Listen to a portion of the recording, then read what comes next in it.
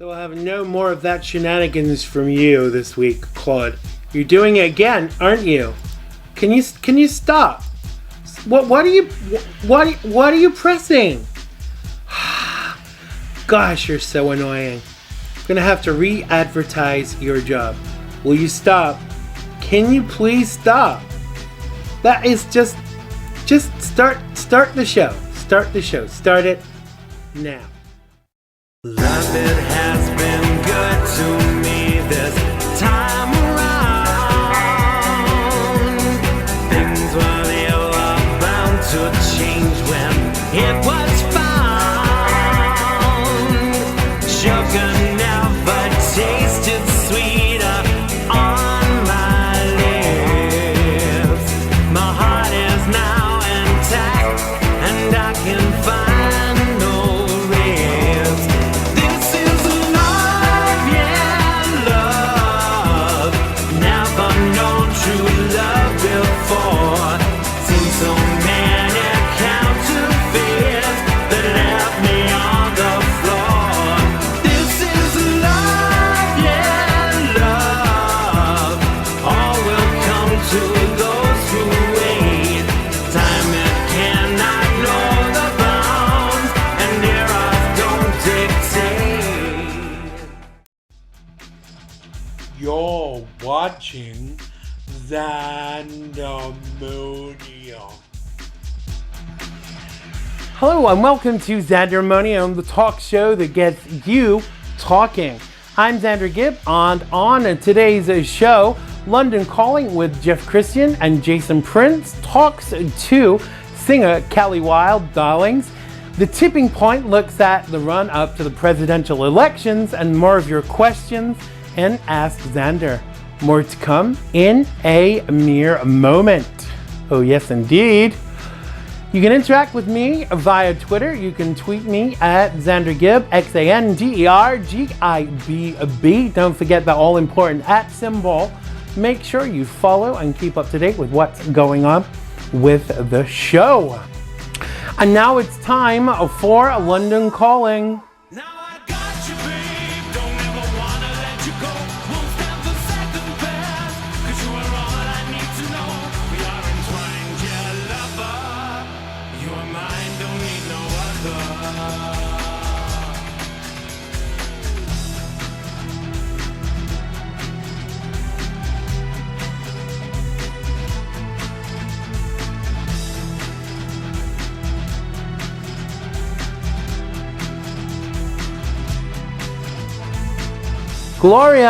Gloria was the cry when Jeff Kristian sent Jason Prince to talk to Aussie singing sensation Kelly Wilde, chart topper both sides of the pond. Hello, London. This is America calling. Can you hear me, Jeff? Hello, America. London calling.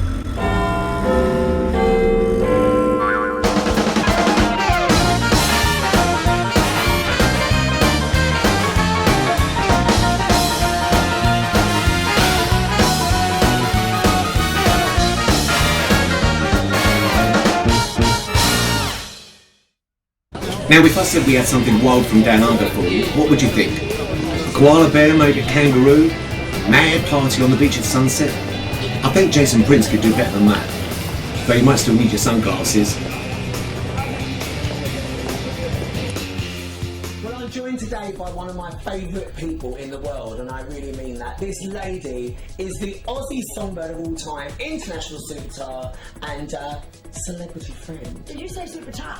I'm superstar. Hello. In all my glamorousness, I am here, and my fabulousness, I have arrived. Miss Kelly Wilde has entered the building. How you doing, Kelly? Ta-da! Really good, darling. Absolutely fab. Thanks for having me on. It's so lovely you come to really do this show. I know. Because you're one of my friends in the entertainment industry that's really had success both sides of the pond. Ah. And I want to talk about when You Tell Me That You Love Me was #1 in the dance chart in America. How was that period of time for you? Jason, that was a while. That was beautiful. I mean, I heard the song, originally Diana Ross, right? And it was the ballad, and we did the dance version of that. And it was #1 in the gay charts in America.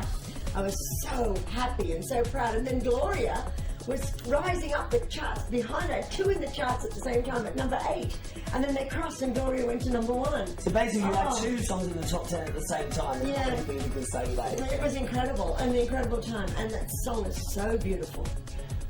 Gloria's the one that we think of here, okay? It's really, I've never known anybody to take on a song and make it their own as much as Gloria has become your theme song. When you think Kelly, you think Gloria. How did you first come to record that song?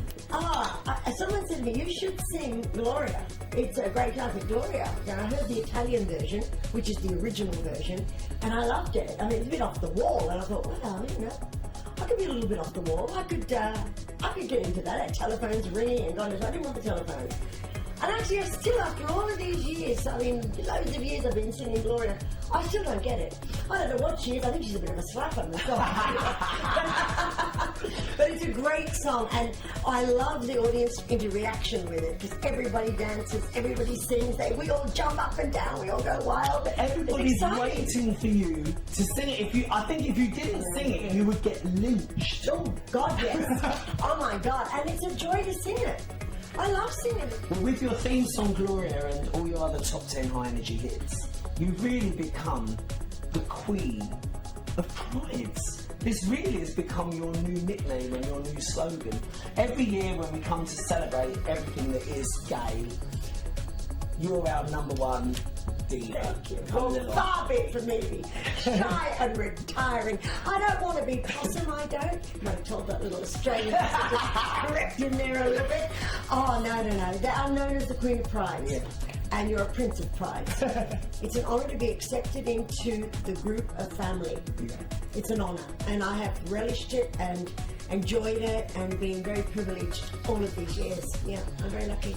Tell us what life was like as a young girl spreading her wings. That wasn't that long ago. Spreading her wings, flying literally halfway across the world on your own, and making it as a success in London.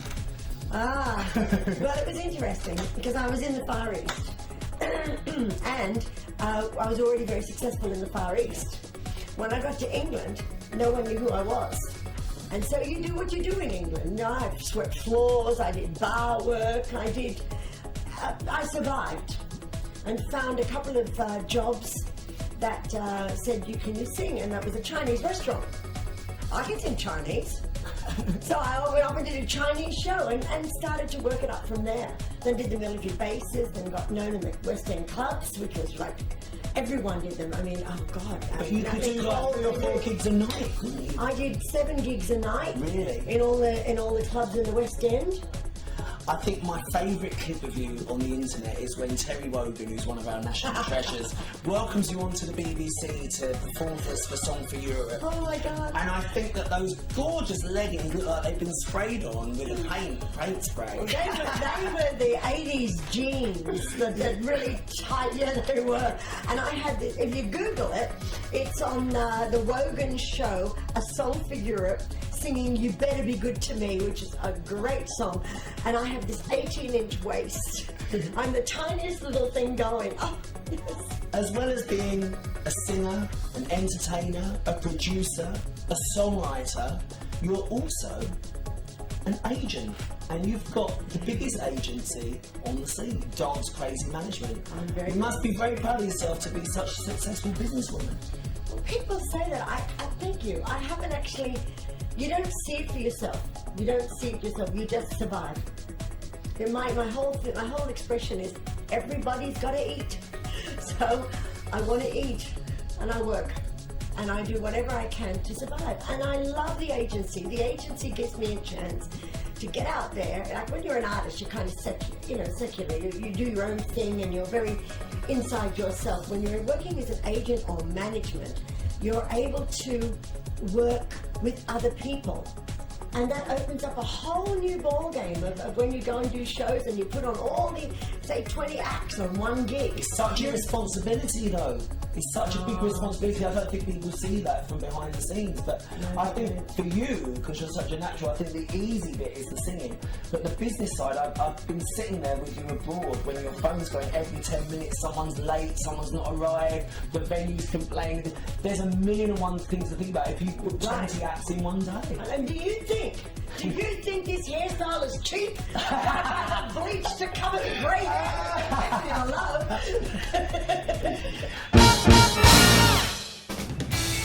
That's it for this week. Back to you in the studio, Xander. Don't tell me there's no more London Calling till next week. I can't bear it. That was London Calling for this week. Thanks to Jeff Kristian, Jason Prince, and Kelly Wilde. Make sure to check them out on social media. London Calling is produced in association with Mr. Binks Media. Make sure you check them out. And now it's time for the tipping point.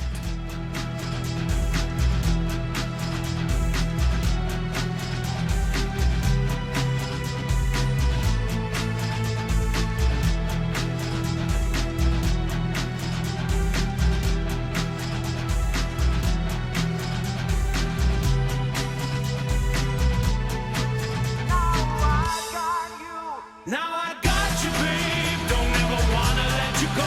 Won't stand for second best. 'Cause you are all I need to know.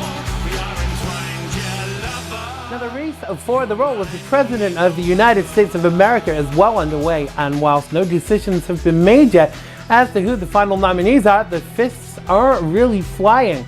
Now the Democratic frontrunners are Bernie Sanders, the junior United States Senator from Vermont, a Democrat. As of 2015, he had been the longest serving independent in the U.S. congressional history. Now, Sanders has been the ranking minority member on the Senate Budget Committee since January 2015, a candidate for the President of the United States in 2016 U.S. presidential election, a self-professed socialist with a penchant for insisting on Hillary's email scandals and her failures regarding the Benghazi attacks to be forgotten. Oh yes, indeed.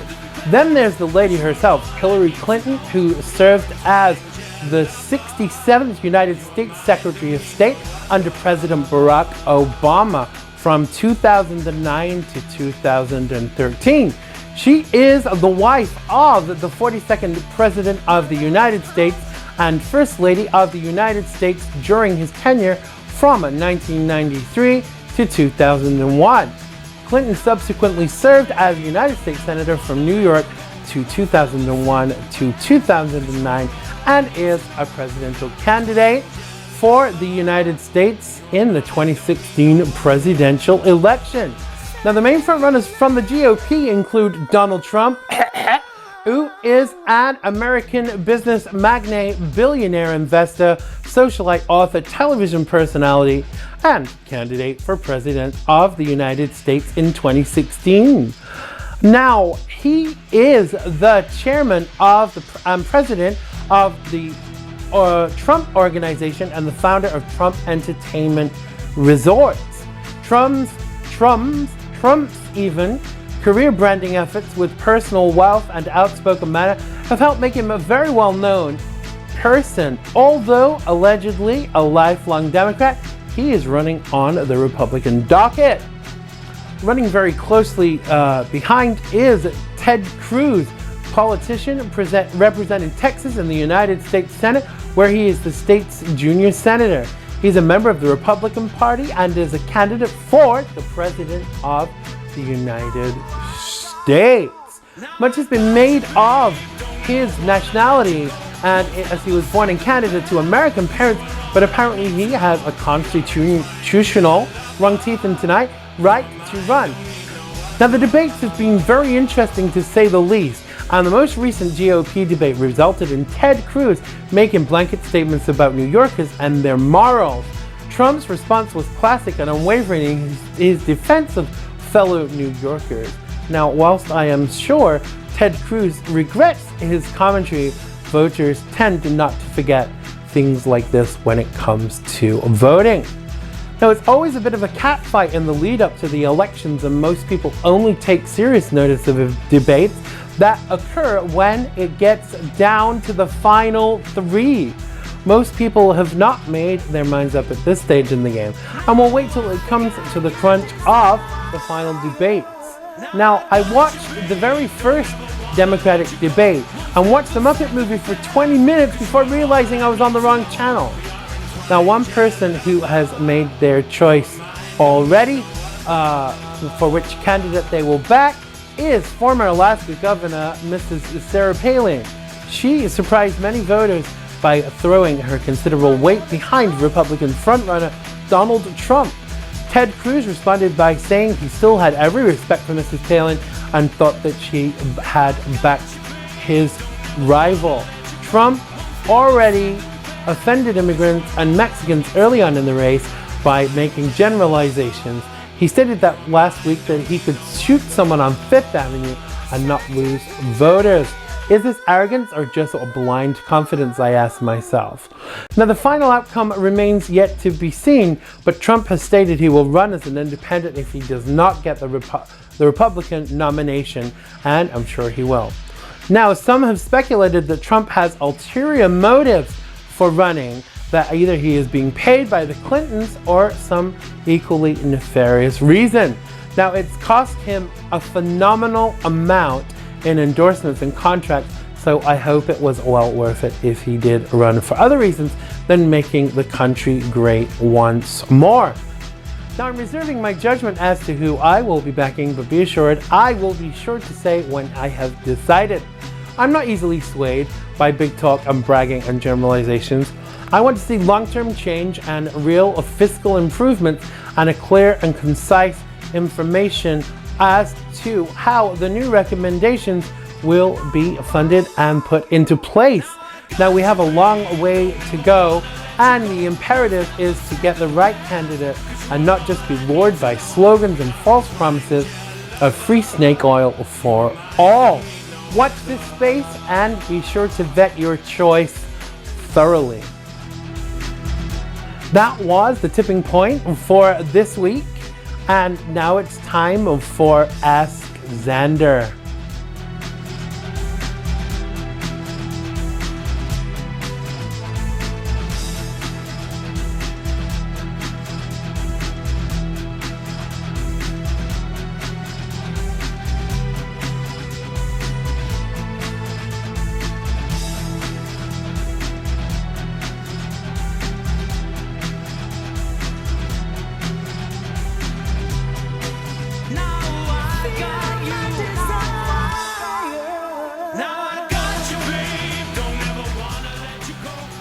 Do you have a question for Xander Gibb?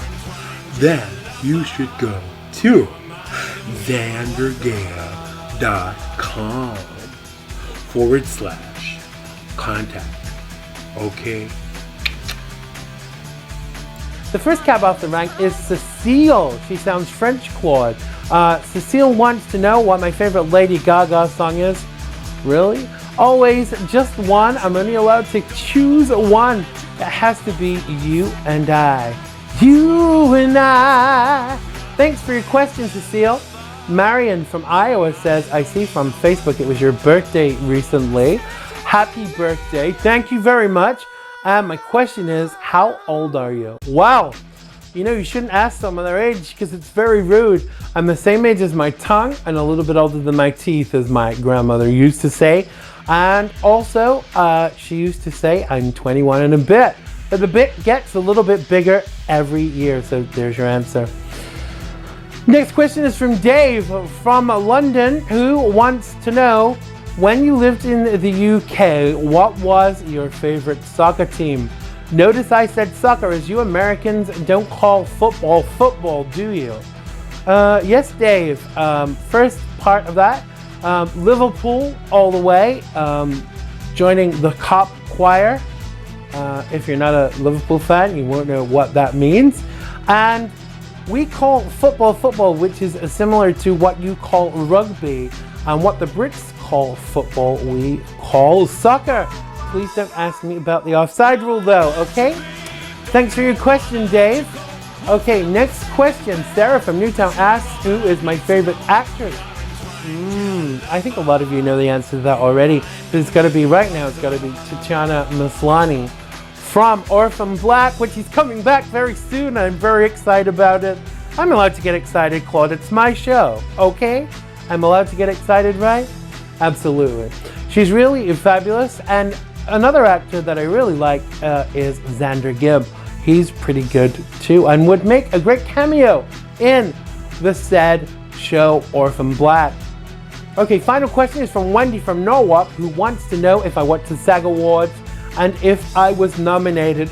No and no. But I'm hoping that we will be nominated for an Emmy for this little show called Xandermonium. But they should vote, shouldn't they, Claude? Yep, and make sure to vote for Claude. His name is Claude Jambon. He's standing there behind the camera now saying, don't tell them my name, Xander. Of course, everyone's going to know your name, Claude, because it's on IMDb. Of course, you know what Jambon means, don't you, in French? We won't go there. We won't go there. Okay, that was this week's Ask Xander. And as usual, you can send your questions and comments to me at xandergibb.com/contact. That's xandergibb.com/contact.